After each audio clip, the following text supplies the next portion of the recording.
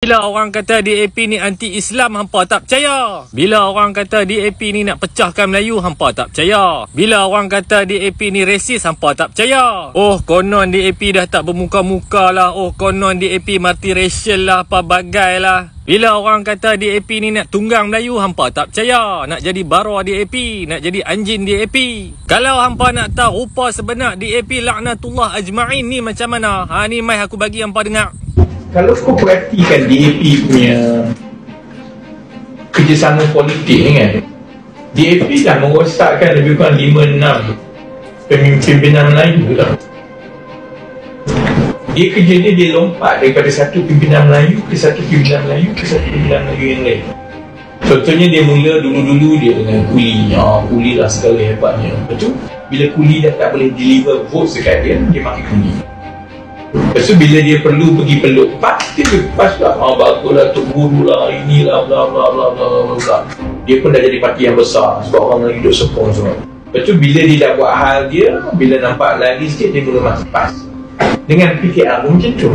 So kalau you tengok sebab tu psyche maksudnya pemikiran orang ni kan, you tak boleh tengok snapshot, you tak boleh tengok untuk memahami pengundi Melayu.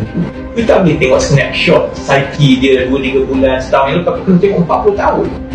So pandangan Melayu, which is not wrong tau, DAP ni hanya berminat untuk menunggang Melayu je. So siapa yang dia tak ikhlas, there's no sincerity dalam friendship. Sebab itu dia orang lagi suka MCA. Dia bukan kira siapa lagi Cina ke. Bagi dia MCA ni tak tikam belakang, and MCA ni nampak lagi ikhlas, boleh bawa bincang. DAP ni kalau dia cakap depan kita Melayu, dia cakap saja, belakang ada pisau, and lepas dia dah guna kau, dia akan cepat.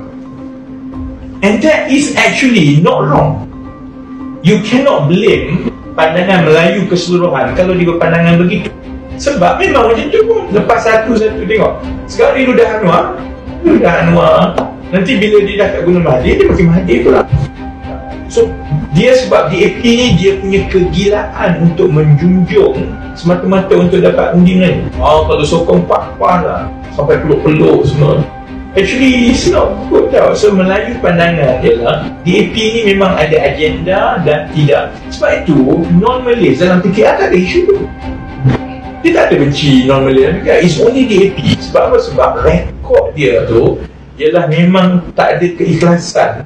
And kita yang dalam PKR memang kita tahu dia tak ikhlas. Oh, konon mereka duk kata DAP ni ikhlas, DAP ni ikhlas. Nak ikhlas kot celah mana? Dah lah kaf alif fa ra harbi laknatullah ajma'in.